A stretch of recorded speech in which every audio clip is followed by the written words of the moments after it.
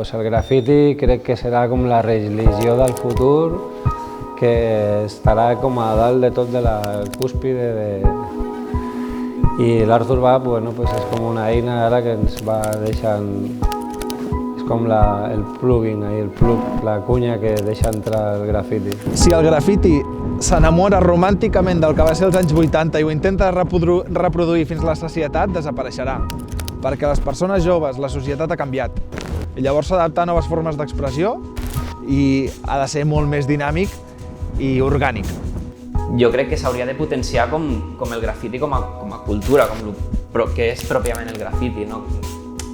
Que és el que trobo que és com l'element que falta una mica, que ha faltat a Tarragona els últims 10 anys, com entendre això com un art i que has d'aprendre a fer-lo. Que el grafiti sigui algo molt interseccional, que no sigui simplement com una gent que va a pintar lletres. No? Pots conèixer molts tipus de gent dintre del que és el grafiti. Col·laborem amb el Matrix i entrem al Matrix o lluitem per estar com estàvem i mantenir tot el que teníem.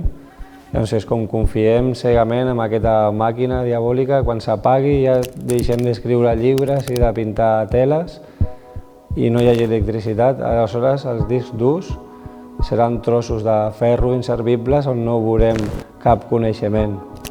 I ja, si voleu, paro de parlar i puc començar a plorar. L'art del grafiti també trobarà la seva evolució i que trobarà el seu lloc, com tot.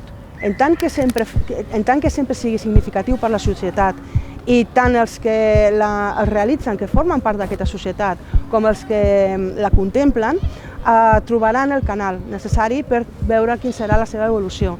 I jo penso que ho farà.